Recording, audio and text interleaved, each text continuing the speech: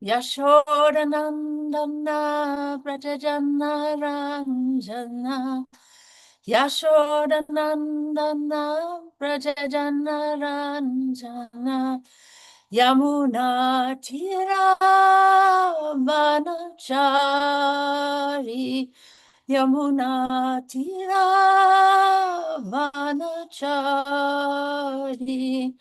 Hare Krishna, Hare Krishna, Krishna Krishna, Hare Hare, Hare Rama, Hare Rama, Rama Rama, Hare Hare. Jaya Radha Murlidhara Radha Murlidhara Shri Radhe Jaya Gaura Chandra Jaya Gaura Chandra Jaya Gaura Chandra Jaya Gaura Chandra Prabhupada Prabhupada, Prabhupada, Jai Prabhupada. Srila Prabhupada ki jai, Shri Shri Radha Muralidhar ki jai, Lord Gaurachandra ki jai, Lord Nrsimhavaraha ki jai. All glories to the assembled devotees. Thank you so much, devotees, for being here and joining us today. Om Namo Bhagavate Vasudevaya. Om Namo Bhagavate Vasudevaya. Om Namo Bhagavate Vasudevaya. Reading from Srimad Bhagavatam, Canto 10, Chapter 86, text number 16, which has no purport, and then number 17, which has a short purport. So thank you all so much for being here. Tatata rastrapalonka bahulasva iti shritaha maitilo nirahamana ubhav apyuchata priyo tadrastrapalonka bahulasva iti shritaha maitilo nirahamana ubhavapya Chuta priyo tata rastra palonga bahulasva iti shrutaha maitilo niramana ubhav apyuchata priyo. Reading the word for word synonyms. Tata, also an advanced devotee of Krishna. Tat, of that. Rashtra, kingdom. Pala, the ruler. Anga, my dear Parikshit. Bahulasva iti Shutaha, known as Bahulasva. Maitila, of the royal dynasty descending from King Mitila, Janaka. Niraham Manaha, free from false ego. Ubao, both of them. Api, indeed. Achuta Priyo, dear to Lord Achuta. Translation. Similarly, free from false ego was the ruler of that kingdom, my dear Parikshit, a descendant of the Mitila dynasty named Bahulasva. Both these devotees were very dear to Lord Achyuta. In text number 17, Tayo prasanno bhagavan darukena ritam ratam aruya sakam munibir videham prayayo prabhu. Pleased with both of them, the Supreme Personality of God had mounted his chariot, which Daruka, who is Krishna's chariot driver, had brought, and traveled to Videha with a group of sages. Purport.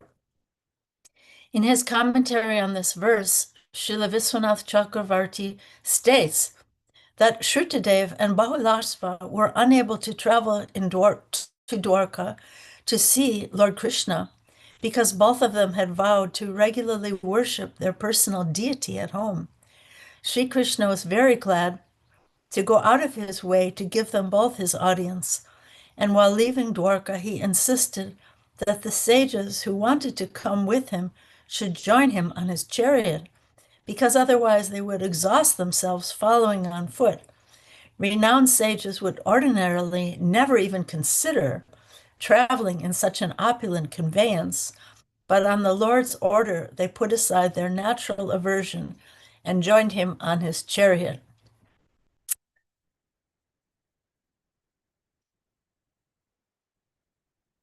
Om Jnana-timirandasya Gyananjana Salakaya Chaksun Militam Yena Tasmai Shri Gurave Namaha Shri Chaitanya Manobhistam Stapitam Yena Bhutale Swayam Rupa Kadamaya Dadati Sapadantikam Nama Om Vishnu Padaya Krishna Prestaya Bhutale Srimate Bhakti Vedanta Swaminiti Namane Namaste Saraswate Deve Gauravani Pracharine Nirvishesha Sunyavadi Paschatya Deshatarine Panchakapatarubhyascha Kripa Sindhu Vayevacha Patitanam Pavanebhyo Vaishnavebhyo Namo Namaha Jai Shri Krishna Chaitanya Prabhu Nityananda Shri Advaita Gadadhar Srivasadi Gaura Bhaktivinoda Hare Krishna Krishna Krishna Hare Hare Hare Rama Rama Rama Hare Hare.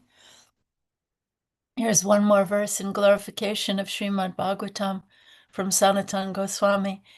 He says, O Srimad Bhagavatam, my only friend, my constant companion, my spiritual master, my great wealth, my savior, my good fortune, my source of ecstasy, I bow down to you. So thank you all so much for being here this morning. Sukadeva Goswami is speaking in this chapter, and he's actually one of the sages, he says. Let me just push this button here. He's one of the sages who's actually agreed to ride with Krishna on his chariot on the Lord's own request.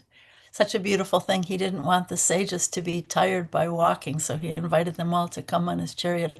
So Sukadeva Goswami, who's speaking this verse to Maharaj Parikshit in this chapter, was actually one of those sages. And I love in the purport how it says they put aside their natural aversion to ride on such an opulent conveyance. So I wanted to tell you all that I have two godbrothers. Srila Prabhupada named one of them Bahulashva and one of them Shrutadev. And the name Bahulasva, actually, I'm wondering if Bhima's here because he loves horses. He's usually here. But this name Bahulashva means many horses. And this devotee actually was a keeper of many horses. He had many horses. And he didn't know how Prabhupada knew that about him. But somehow Prabhupada named him, gave him that name Bahulashva. So that's really sweet. So here in this chapter, Krishna is fulfilling the desires of these two very different devotees, which is such a beautiful thing that I think we should keep in mind. Krishna came to see them along with all these exalted sages, and he mystically, simultaneously entered each of their homes, duplicating himself. And then guess what? He duplicated the sages as well, which is so wonderful. So in this instance, Krishna is exhibiting the opulence, his opulence, which is called Vaibhava Prakash, when he simultaneously expands himself into identical forms, like he did when he married 16,108 wives and expanded himself to be 16,108 Krishnas, enjoying with each of them in their palaces, simultaneously pleasing them each in their individual ways. So we need to have faith in this. Krishna is my Krishna, and he will be there for me as an individual, as a personal individual.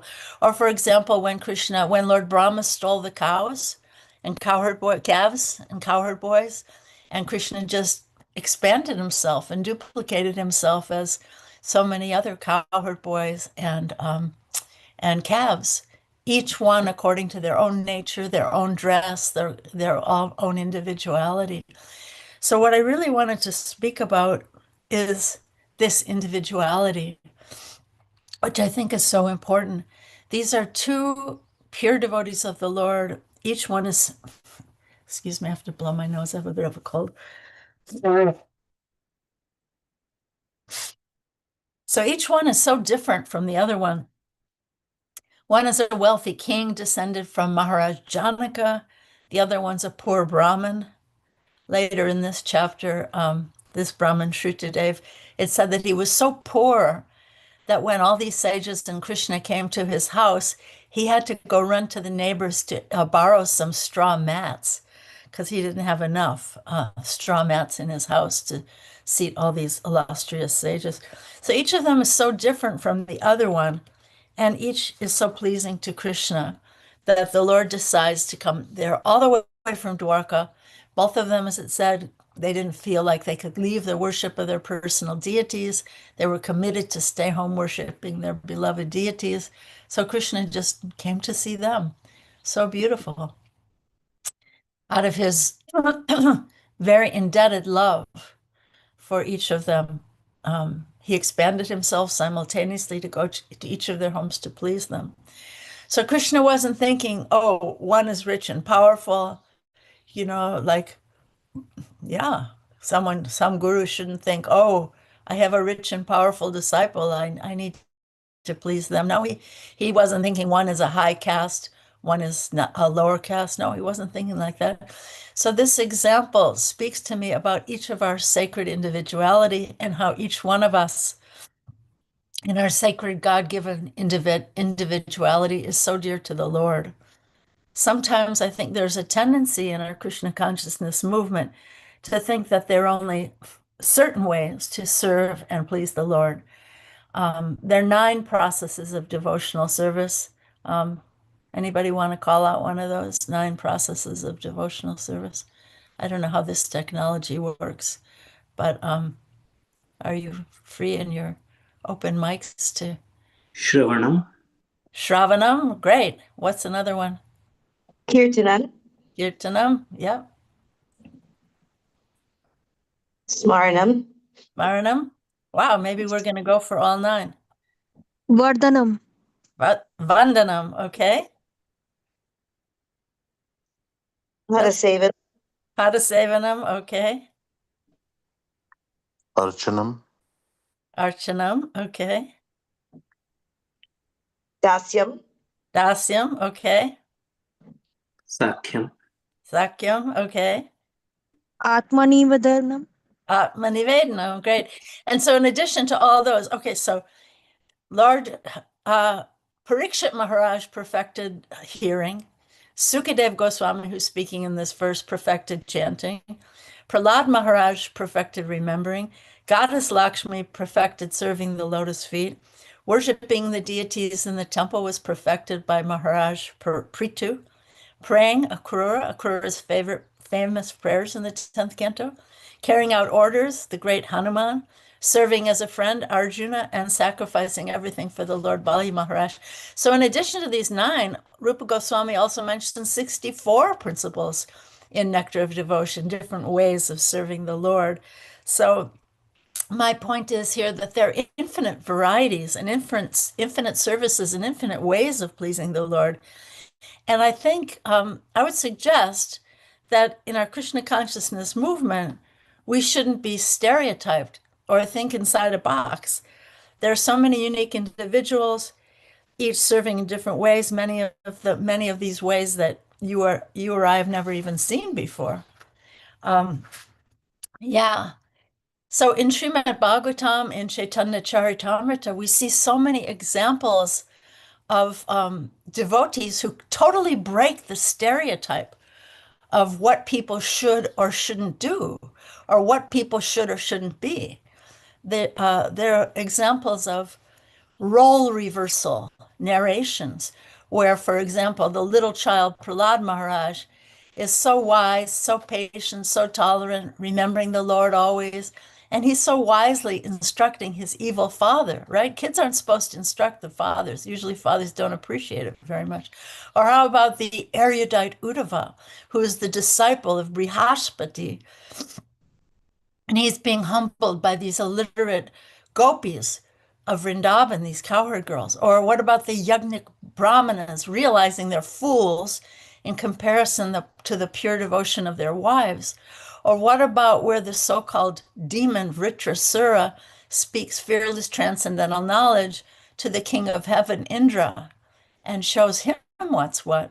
So, yeah, so many narrations breaking the stereotyped ideas of caste or hierarchy or the way things are usually done in the traditional way of doing things. The poet Rumi says that something beautiful, that there are unlimited ways to bow down and kiss the ground. I love that. Hope you like that too. So when I hear the narration in the Chaitanya Charitamrita of Krishnadas Kaviraj Goswami, maybe you remember this part.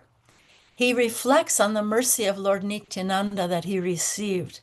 And he talks about how his brother, this is a beautiful story in the CC, how his brother had reverence for Lord Chaitanya. Excuse me, I have to blow my nose again. I'm a little under the weather.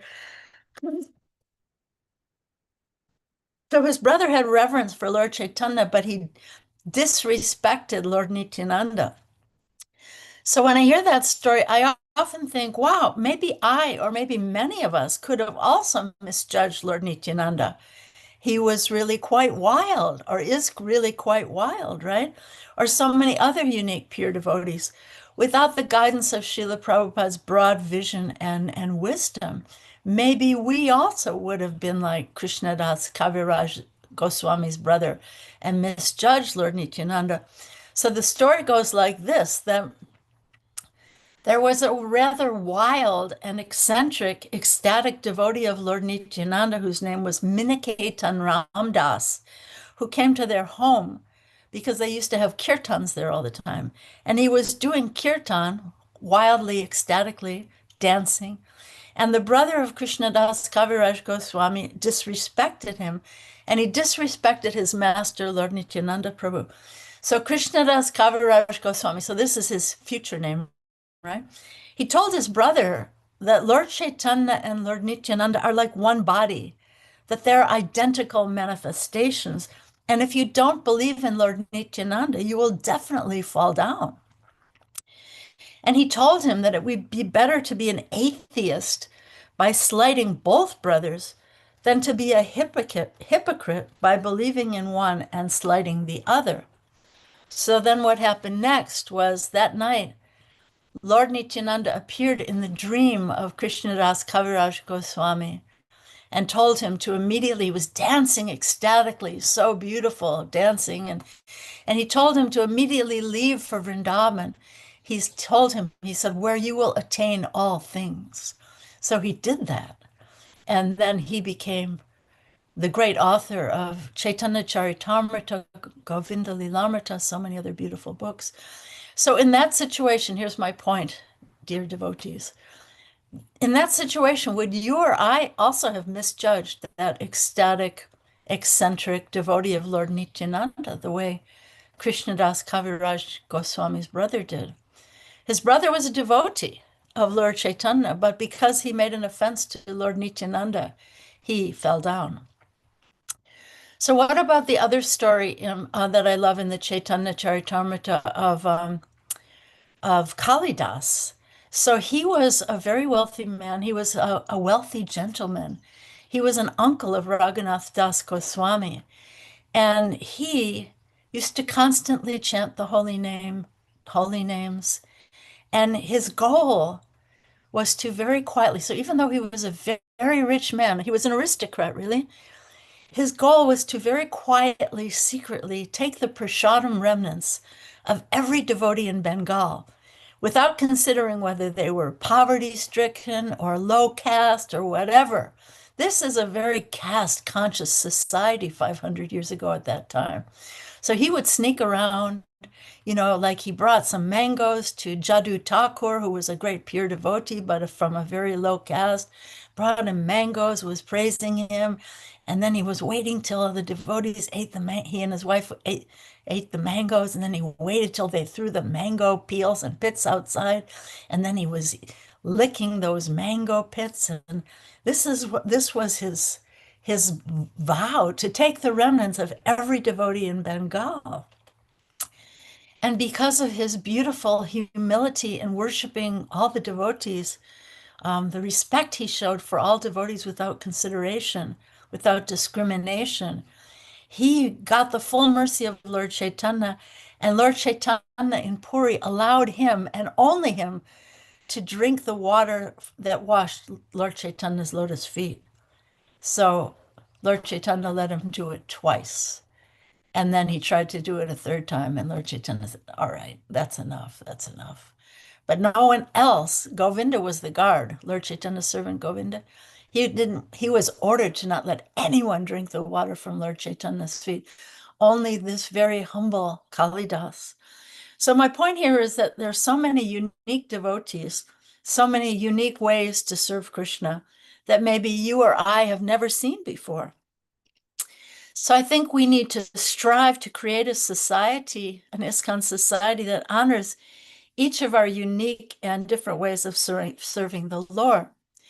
So in Nectar of Instruction, it's described what are the characteristics of a neophyte or beginner devotee who respects the deity in the temple but doesn't respect the devotees or the people in general.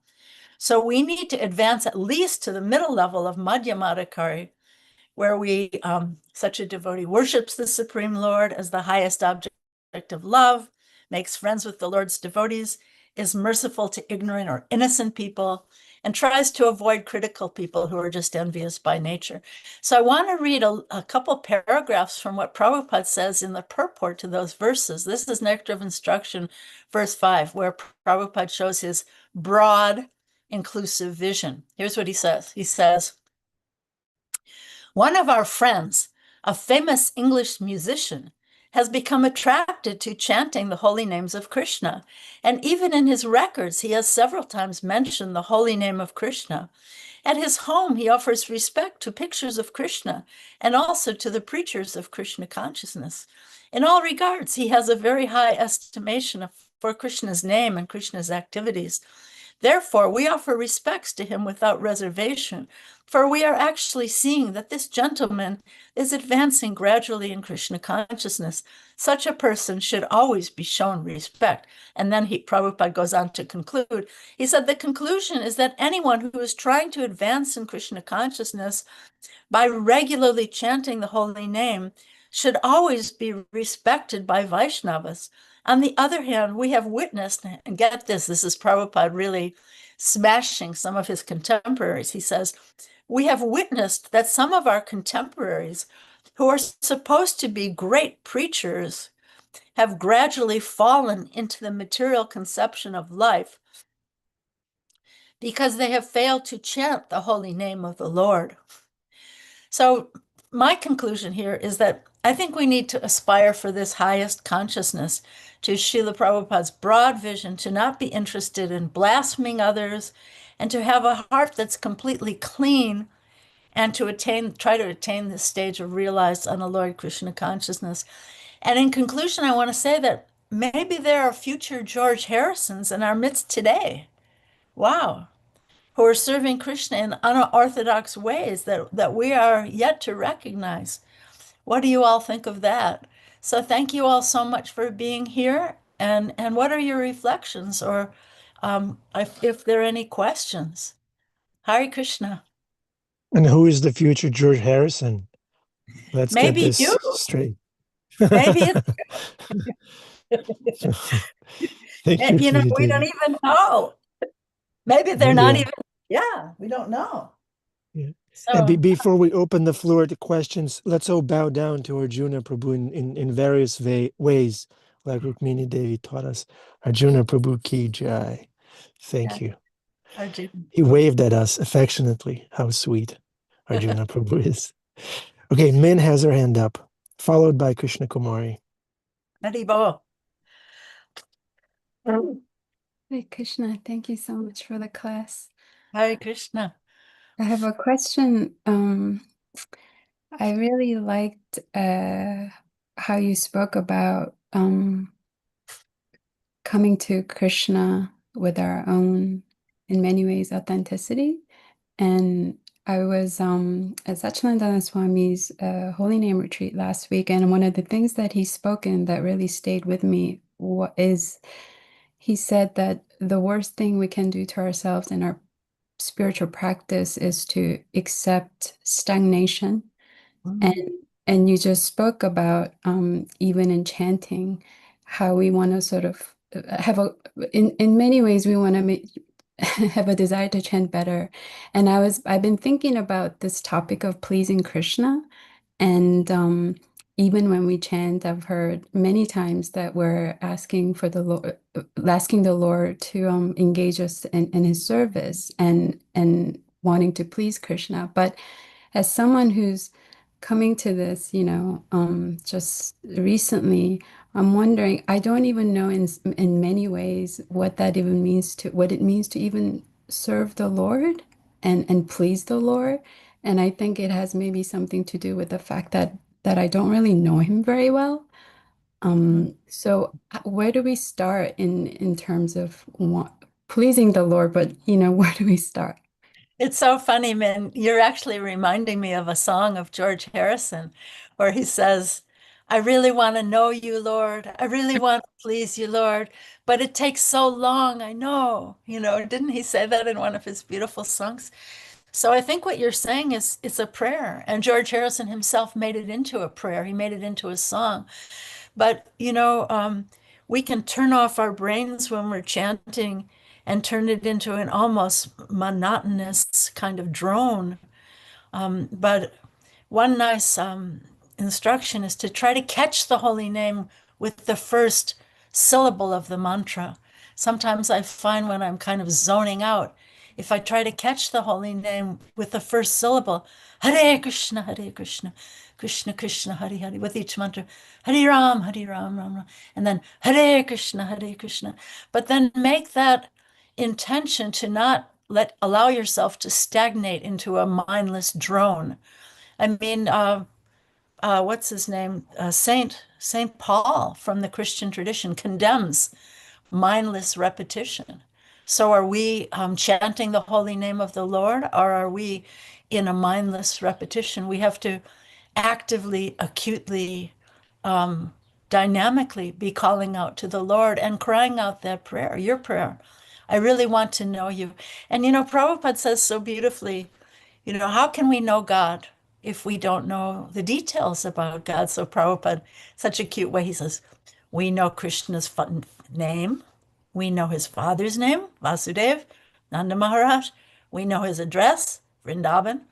So you're so right. How can we love someone if we don't know the details about that person? So I'd say it behooves us to find out what are those details and to memorize those details and be dynamically remembering those details. He wears a peacock feather on his head. He likes to collect them from the ground. And then he sticks it in his turban, and he wears his turban in kind of a crooked way. And he is a little crooked. He stands in he doesn't stand straight like a soldier. He stands in a crooked threefold bending way. And it said that because of that, it's very hard to get him out of your heart because he's like bending like that. So all these details, where he's from, his father's name, his village name, who does he love? What does he like to eat? What does he like to eat? What does he like to do? He likes to tease the gopis. He likes to wrestle with his friends, and he likes to all that kind of stuff. So this is the way to learn to love someone. So thank you. It's a beautiful question. So let's not stagnate. Let's try to not stagnate. Stagnation would be toxic, right? Thank you. Very much. Krishna Kumari, dear Krishna Kumari, Hari Bol. So grateful to be in this association. I Grateful was learning from Min actually last week how to open up my heart for chanting. So thank you both.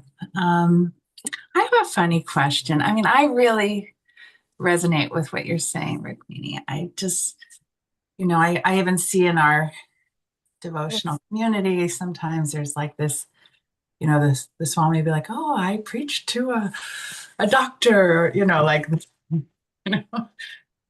So anyway, I really appreciate all that. But I have this funny question because I would always tell my children, like, play basketball for Krishna, you know?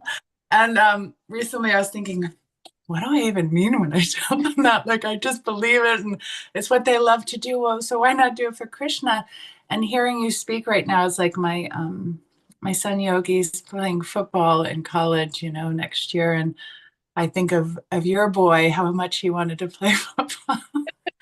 And then I think of like I'm always telling him if he becomes famous, I want him to change the outlook about the bull, you know, because everybody says BS 21st. Like if you're with doctors or you're with common people, everybody uses this negative term. But, you know, I think there is a space, you know, for him to possibly, you know, change society, you know.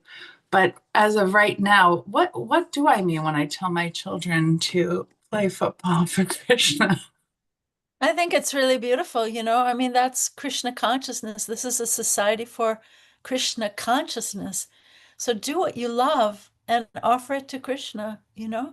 I think a lot of times devotees like to put down the need for sports for young boys. Sports are important medicine for kids, for boys.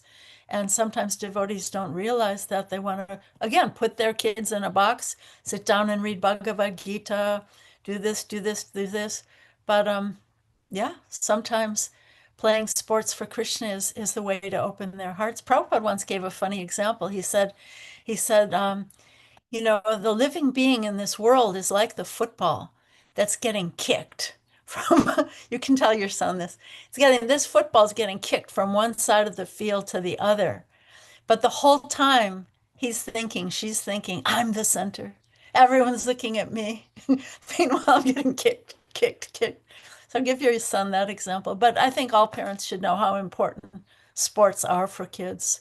And, you know, I love it when, you know, I mean, personally, I'm not a watcher of football games, but, you know, you hear these champs, these great football players or whatever, basketball players, when the rare ones when they've won a game and then the interviewer comes and, well, how did it feel to score that winning touchdown? He says, well, I just have to thank God. You know, those special people. I just have to thank the Lord and I'll thank my mama, you know, whatever. But it's beautiful. So yeah, I believe this very deeply with the core of my soul, that this is what we have to encourage in each other. Let's fan the spark of our own individuality and unique ways of wanting to love and serve Krishna. And then we'll have a beautiful, happy society. And we won't be in stereotyped boxes judging each other. Do this, do this. Don't stick your feet out. You know, maybe it's good not to stick our feet out, but you know what I'm talking about. So thank you. I think that's an important question. Any other thoughts or comments or realizations or questions or anything about this?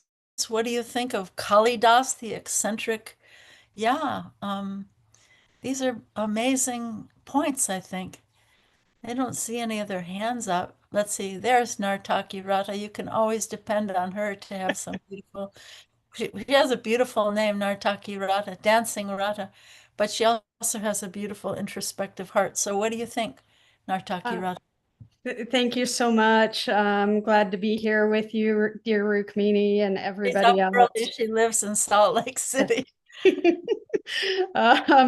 So yeah, I find this whole premise very interesting because I've been having a discussion with a friend over the last couple of days about individuality and how we don't know anyone else's internal relationship with Krishna.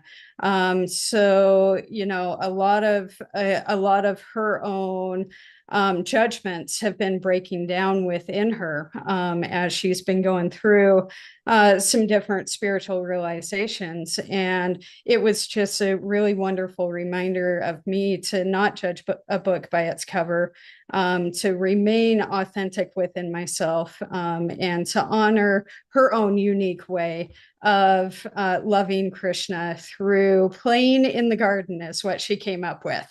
That's her higher self, is playing in the garden and being eccentric as she plays in the garden.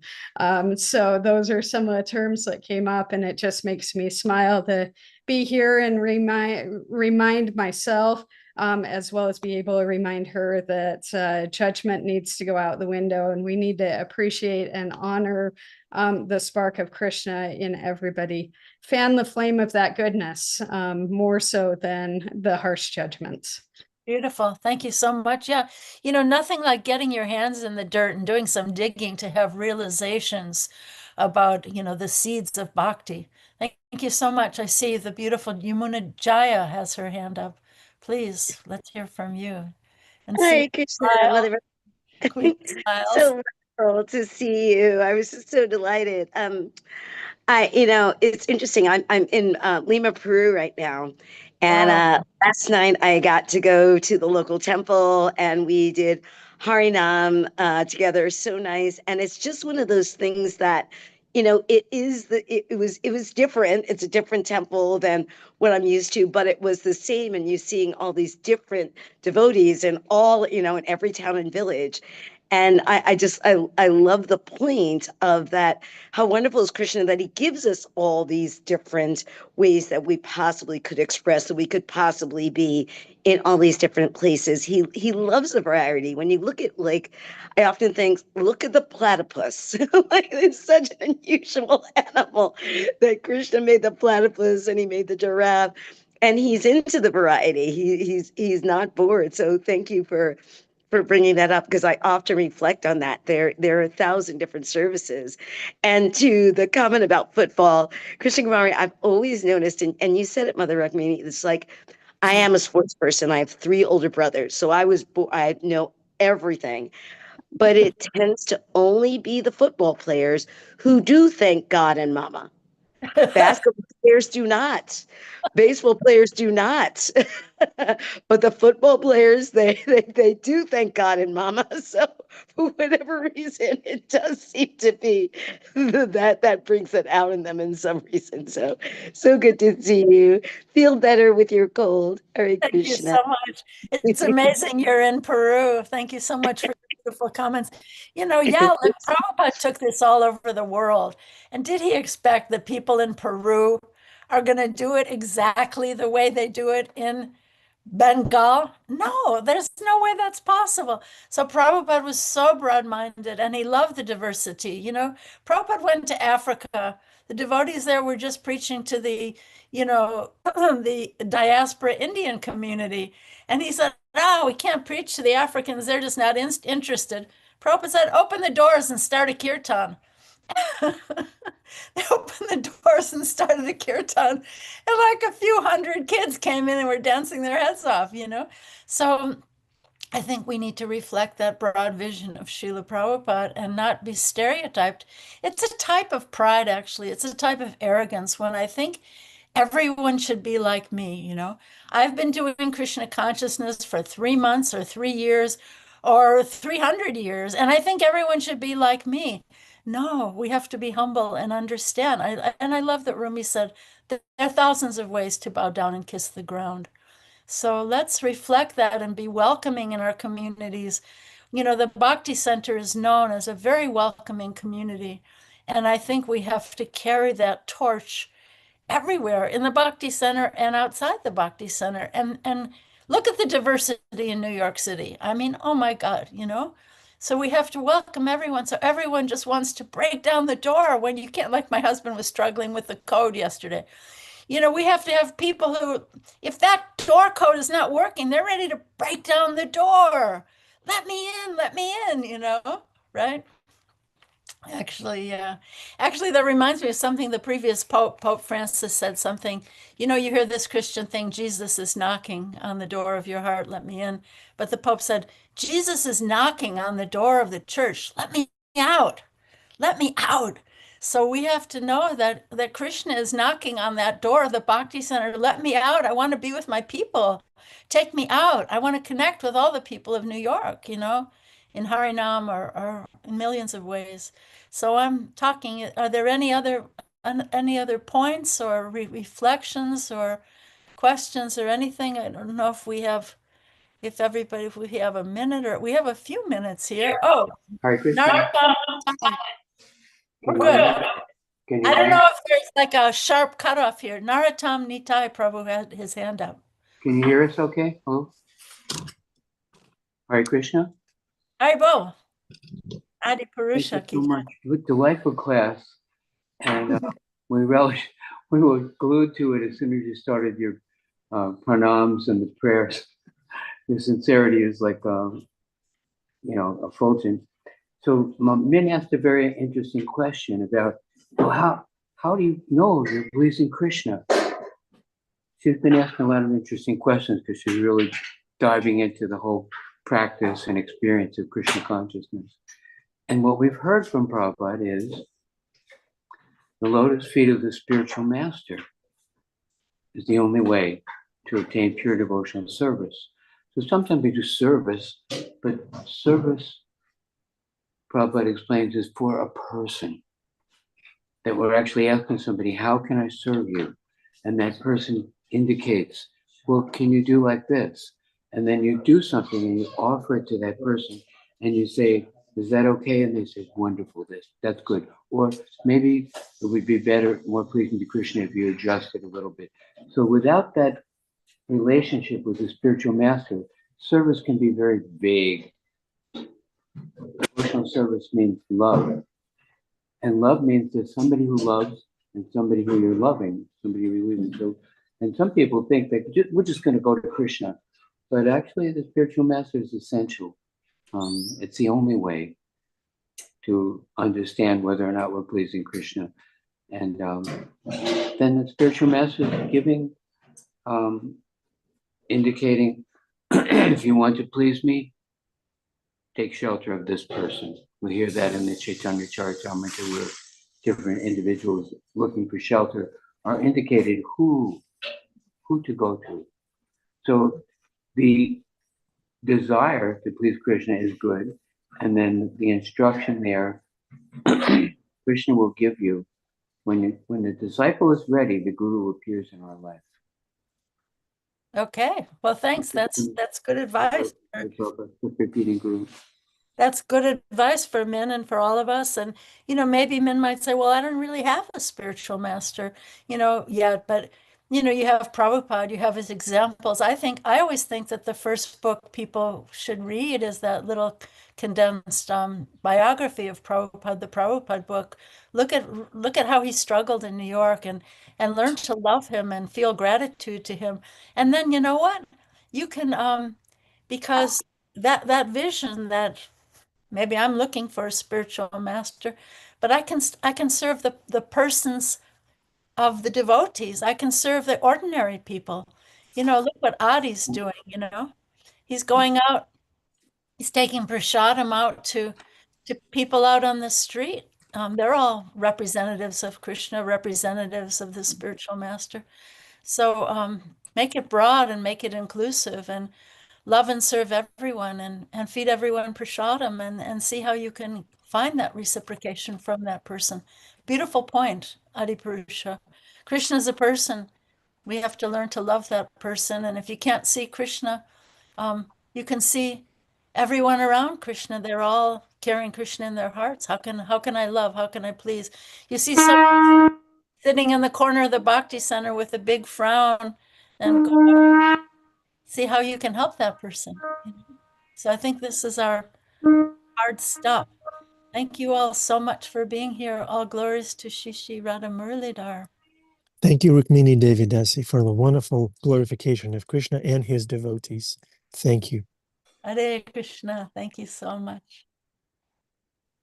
Darshan time, turn on your cameras, please, if you can.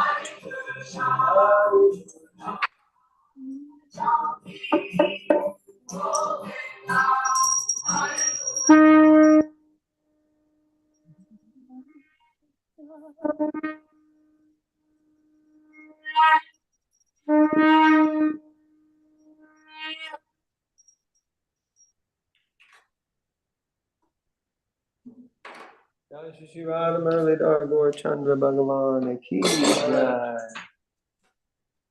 Jai Srila Prabhupada Ki Jai. The lotus feet of our spiritual master are the only way by which we can obtain pure devotional service. I bow down to his lotus feet with great awe and reverence. By his grace, one can cross the ocean of material suffering and obtain the mercy of Krishna. My only wish is to have my consciousness purified by the words emanating from his lotus mouth. Attachment to his lotus feet is the perfection that fulfills all desires. He opens my darkened eyes and fills my heart with transcendental knowledge. He is my Lord, birth after birth. From him ecstatic prema emanates, and by him ignorance is destroyed.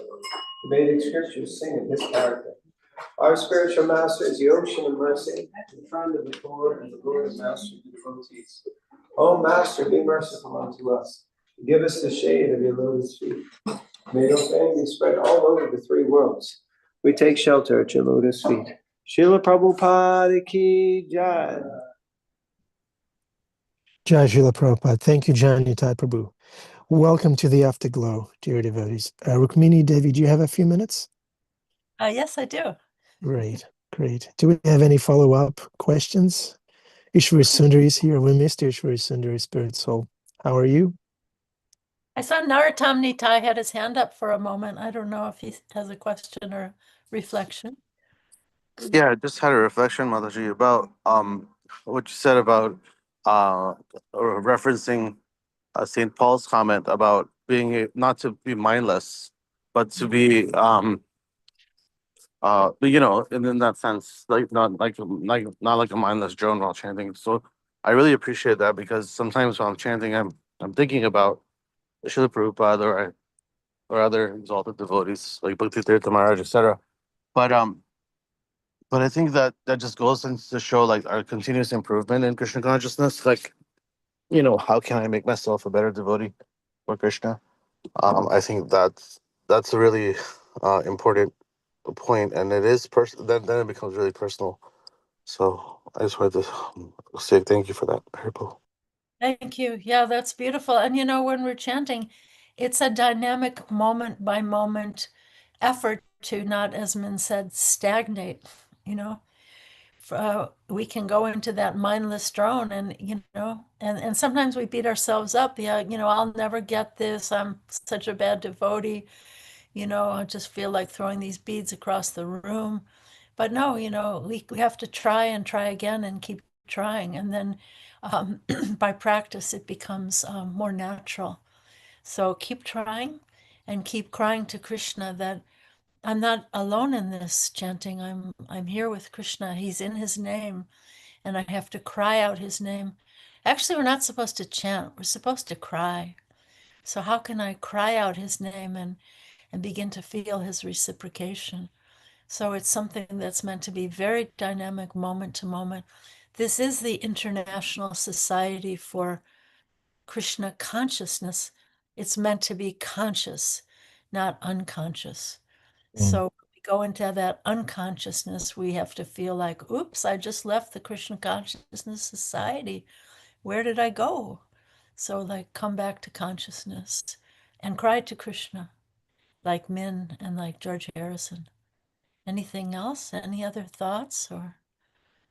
I wanted to thank Rukmini Devi for this wonderful tip that she gave in regards to which book one could start with on their path to bhakti, which is Srila Prabhupada's Lilamrita.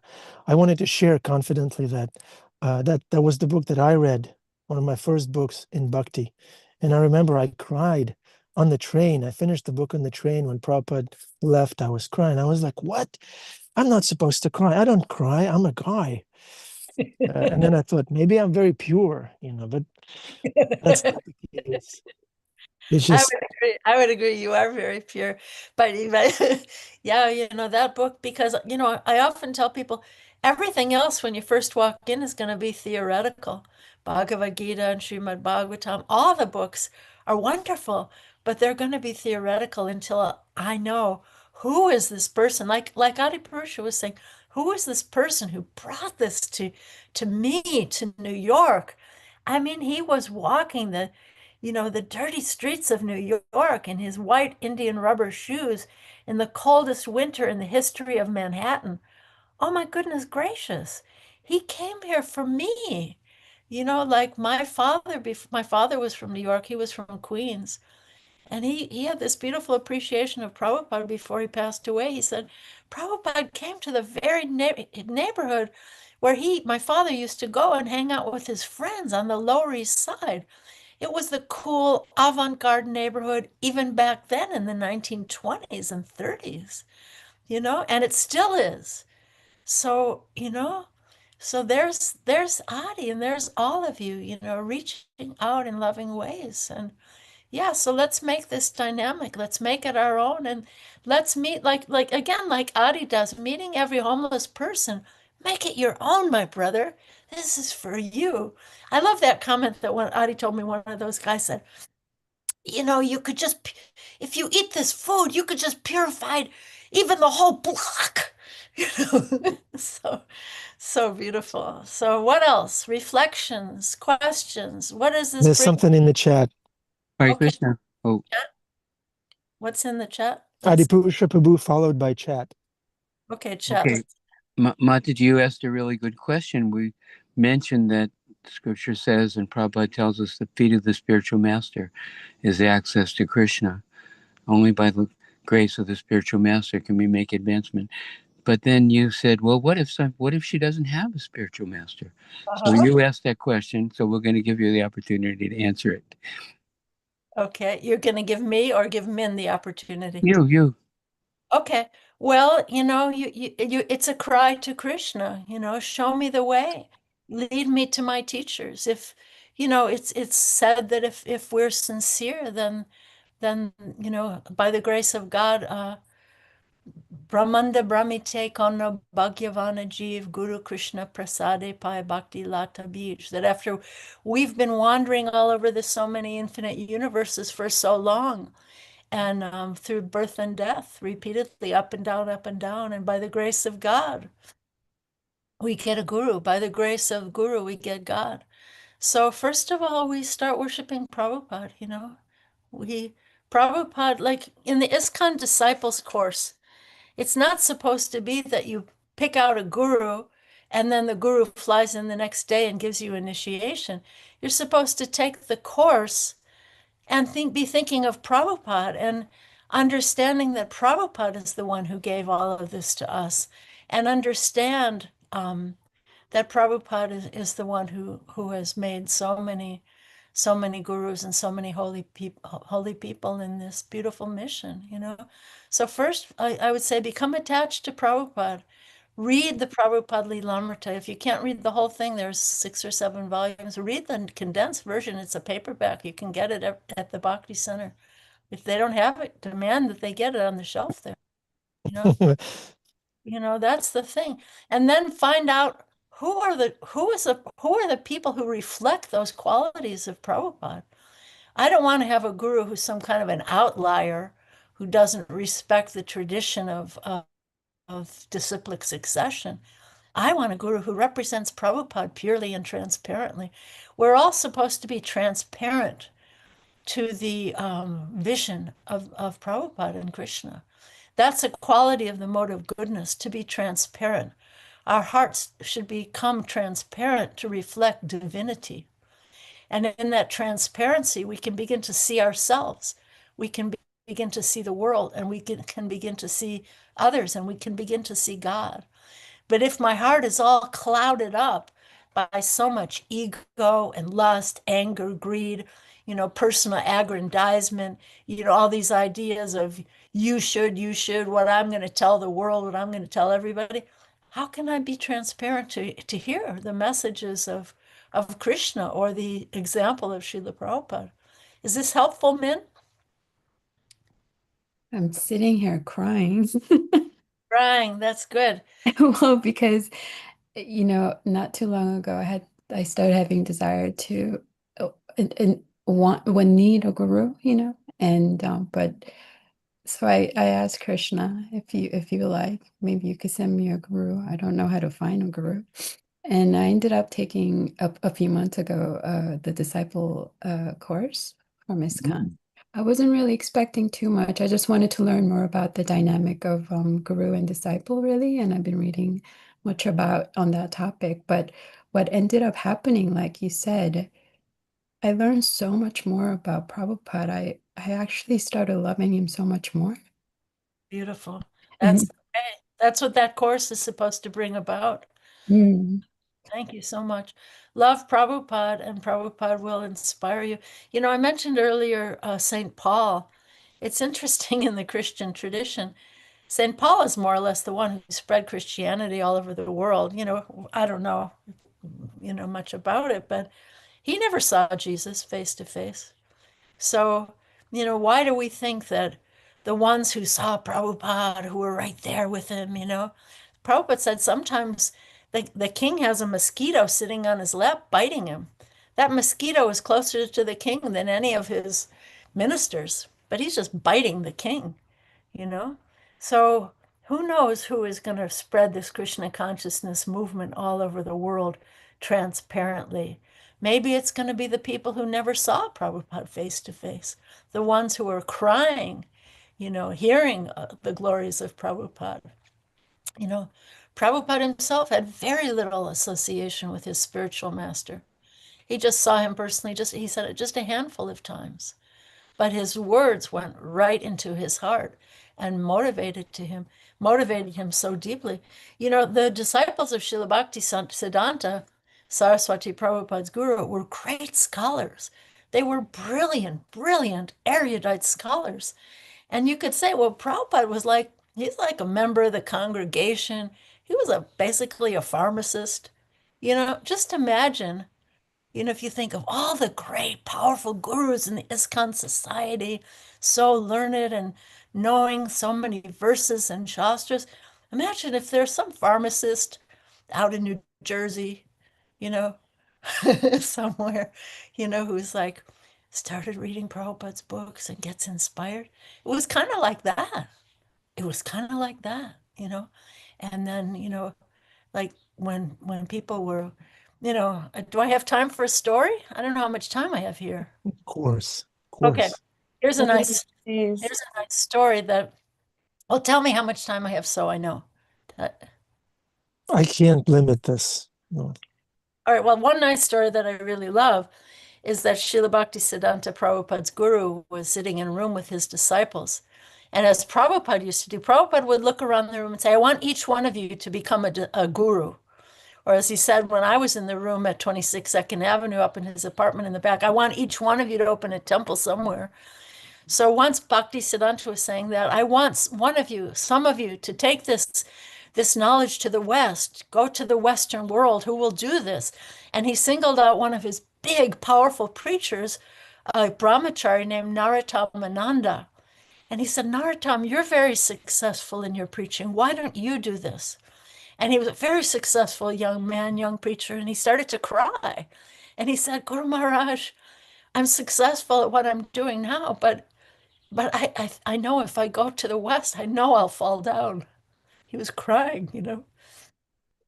And Bhaktisiddhanta said, it's all right. It's all right. He said, don't worry. And then our Prabhupada was the pharmacist, right? He's sitting in the back corner of the room like a most unimportant person. And Srila Bhaktisiddhanta looked at him and he said, that's all right. Abai will do it. Abai will do it. You know, and this Narottam, who's the one who tells the story, he's like, what? Who? Who? You know, what? This congregational member from out in the sticks? Yeah. So who knows, Min? Maybe you're the one who's going to spread this all over the world and break down all the stereotypes, you know, take it to the people without boundaries. You know, that we have doctors without borders, right? What about bhakti without borders? It needs to go everywhere. It needs to go into the heart of every living being. I mean, Lord Chaitanya he made the animals dance. You can go to that place in the Jarikhanda forest where the stone is melted. You can see it for yourself. There's human footprints, tiger footprints, rabbit footprints, deer footprints, all right next to each other. And it goes on and on. It's just not one or two. So, hey, this is real. And if our hearts become melted like molten lava, which is what you're talking about, Min, when you talk about stagnation. I mean, personally, this is something I pray for. I want my heart to be like molten lava, not like cold, hard, calcified stone. So that means I need to cry for it. You know, Krishna is like, he's listening to your chanting, but he's not a cheap lover, you know. He's not a cheap lover that, you know, like a guy that you pick up in a bar, you know. He's not a guy who's just going to show up like, hey, baby, I love you. He's waiting. He wants to know, how do you love him? How much do we love him more than everything else in this world, you know?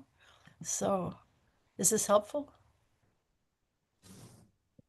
What a powerful class, Rukmini and Devi. Thank you so much. You guys are so kind. Thank you so much. Thank you for being so kind and hearing so deeply, loving so deeply in New York City, such a very difficult place, you know. So I But admire we have you the all. best. We have the best association here in New York City. Everybody comes. Yeah. And maybe you can purify the whole block. That's Adipurusha Prabhu. We'll leave that.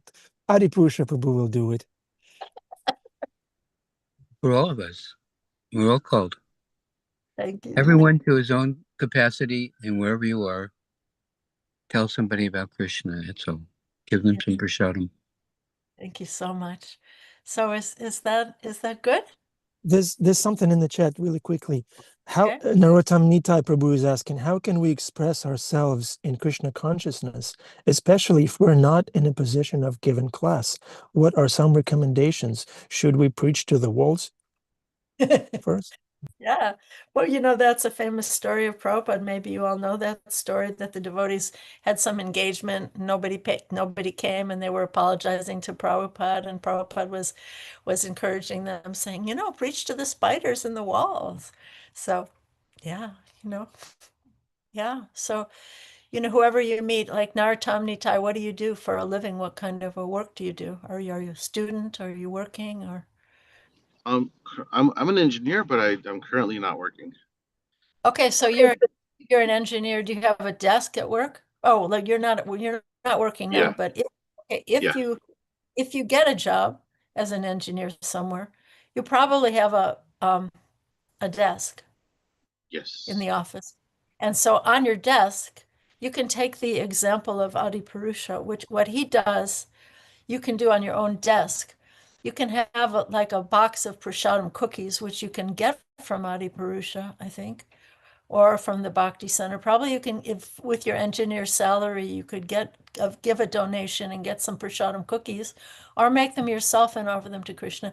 And then you can have a big glass jar. It should be transparent so people can see what's in it. Have a big, gigantic glass jar of cookies on your desk. Min, what kind of work do you do? I'm an artist. Okay, so I don't know if you have a desk, but an engineer has a desk. And then you have a desk, and then everyone in the office knows that if they're in a bad mood, if the boss yelled at them, if they're grumpy, if they just need a little boost, they can come and get one of those cookies. And they don't even need to know it's prasadam. And then when they come get one of those cookies, then you get a chance to tell them if it's appropriate. Those cookies are delicious. You know why?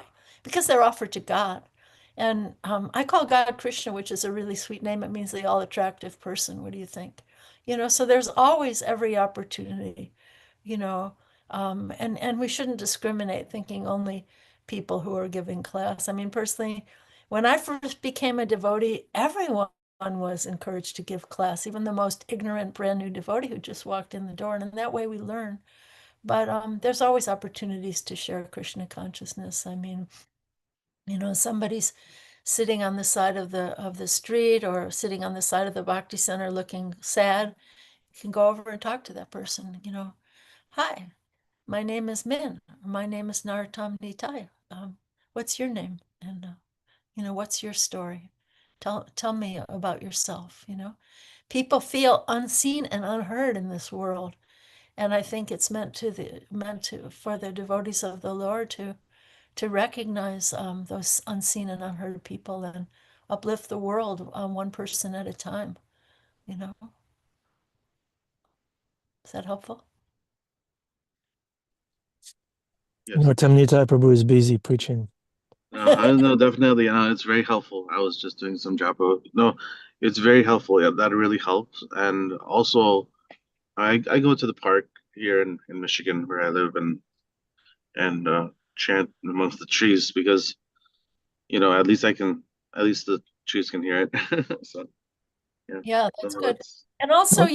if you want to share Krishna consciousness, pray for that opportunity because Krishna will send someone, and you can always have a couple of books in your shoulder bag. And if you're praying like that, Krishna will send sincere people, just sometimes on a subway or where do you live in Michigan? here in Detroit. I mean, it's in the suburbs, about 40 minutes away. Yeah, Uh, yeah. So I'm like in the cusp of where Detroit starts to become more foresty wilderness, and yeah, then onto the east of the city. yeah. It's quite spread out. Yeah. Yeah, so pray for that opportunity if that's your desire. I think that's a pleasing desire to share Krishna consciousness in a way that's appreciable by individuals. There's lots of trees up there in suburban Detroit, and there's lots of humans as well. So pray for that opportunity to share, because when something's delicious, you want to share it, right? If you're eating something delicious, you want to share it. That's just human nature. So when if I'm not tasting it, then I can go into my own little cubby hole and lament. But if I'm tasting it as delicious, then I want to share it. And don't forget to hug those trees, Narottam Nitai. That's also part of human nature. Absolutely. Yeah, no, that's definitely. I know I forget Prabhuji's name, but there's one Prabhu who's originally from Ypsilanti, Michigan. He goes to a lot of college campuses and sets up book tables, and that's all he does for his entire life. He makes, everything's provided for him in terms of monetarily, but that's how he distributes many books. Yeah. So I think it goes into like 300 to 1,000 every week, or more than 1,000 every week. Yes. Great story. Maybe you have a few extra dollars. You can purchase some of those little paperbacks and tuck them in your backpack and walk around. And if you're in the grocery store, life is hard. You can be in the checkout stand checking out at Giant or whatever, and hand a book to the cashier and say, thanks for your smile. Have a nice day. This is something to uplift your day. It's a book about Krishna, or whatever. So each of us can do it in our own way, right? It doesn't have to be some big bureaucratic institutional, we set up it can be just one-on-one. It's unbelievable. You asked Rukmini one thing, and then you get so much more than you could have possibly asked. Thank you, Rukmini Devi. Wonderful class, wonderful Q&A, wonderful example of being loving, inclusive, and eager to share. Thank you so much. Thank you. Thank you very much for this Sangha. Thank you all for being there and representing Bhakti Center so lovingly. Hare Krishna. Great. Hare Krishna. Have a wonderful day, everybody. Come again tomorrow. Srimad Bhagavatam never ends. Ishwari Sundari, unmute yourself and say Hare Krishna. The whole mantra, please. Ishwari Sundari.